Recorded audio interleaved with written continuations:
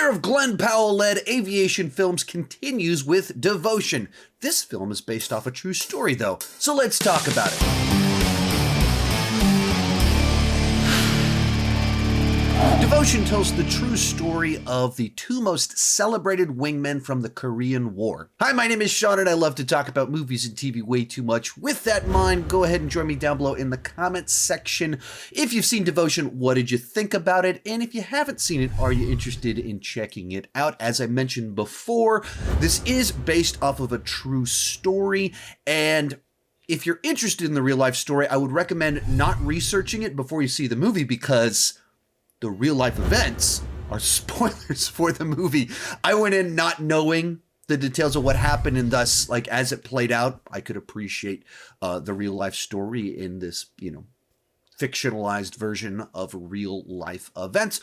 With that said, let's get started. And I would say that Devotion is a good enough wartime historical drama without ever fully being great. And it's a movie that kind of falls into this tricky place where the real life events, the friendship, their bravery is incredibly compelling and interesting, but that doesn't necessarily mean that it fits neatly into the structure of a movie. And so they do the best that they can to tell this compelling film where it doesn't always neatly fit together. So overall, I thought it was good, but it wasn't quite as great or as compelling as the real life event. Now, on the positive side with this one, you got two great leads, and you got two people that are almost certainly going to be big movie stars over the next decade. Now, Jonathan Majors is locked in to be a big movie star over the next decade, since next year will be the year of Jonathan Majors. He's going to be the next big bad for the MCU as Kang, and he's introduced in February in Ant-Man and the Wasp 3. And then the month after that, he's the next villain in the Rocky franchises, the villain in Creed 3. So he's already locked as being this major player that's about to be a name that everybody knows in the year 2023. And Glen Powell is essentially in that same transition, just a different path, because he was Hangman in Top Gun Maverick, the biggest movie of the year, a movie that everybody loved, and he plays one of those memorable characters that you can't forget him. So he's almost certainly about to get a ton of awesome opportunities over the next few years. And most importantly, he went to the same high school as me. And in fact, the person that I went to go see Devotion with knows Glen Powell from real life. I mean, from over 10 years ago, before he's a big movie star, knew him from, living here locally. But so that was kind of a fun person to get to take to see this movie. And as best he knows, Glen Powell is a cool guy, as cool as you'd expect him to be. But both of them are two of the big standouts here. They're both very good in the film, and their characters don't play into the usual tropes that you see in period piece films addressing racial issues. They kind of go in different directions with them, and so it kind of explores things a little bit differently, but you still buy into their friendship. You buy into their characters and trying to understand exactly what drives them. Each of them have their own flaws, their own strengths. They're one of the big, gigantic strengths of the film. Another big, gigantic strength here is when it gets to the aerial battles.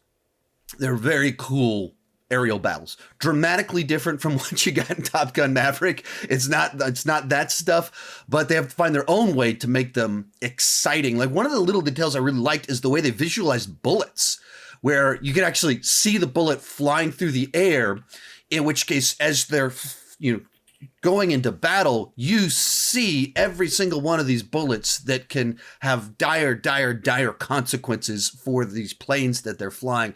And so it's just a really cool way to visualize it that doesn't feel like the obvious movie that people compare this film to. And this movie is absolutely nothing like Top Gun Maverick. It's just a movie with fighter pilots that also happens to have Glen Powell, but it is nothing like Top Gun Maverick.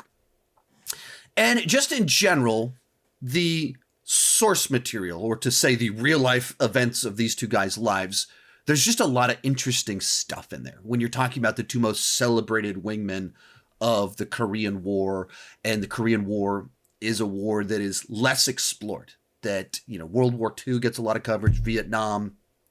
You have the Korean War in the middle there that isn't discussed as much, and there's a lot of interesting things to look at. So those are the positives. The negatives is that it doesn't fully know how to balance everything that it's trying to do without just falling into tropes. It really doesn't want to just go down the white savior path. And because of that, it makes for some awkward ways that it plays out because it's trying so hard to not just lean into that trope. And that was kind of frustrating when you go into it. It also feels like there's a lot of things where it's trying to touch on all these interesting things that happened to them, happened in the war with these naval pilots, but it doesn't fit neatly into like feeling like a clean journey. So it just feels like there's little things that happen and you're like, okay, that was kind of weird. Okay, well, that was interesting, but how did that fit in with anything? And likewise, it takes a while to get to the war. This is not like an all-out action-packed war film from beginning to end.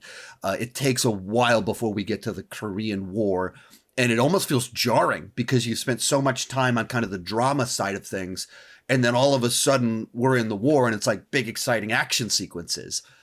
So it takes a while to get there. There's not nearly as much actual war stuff as I was hoping for.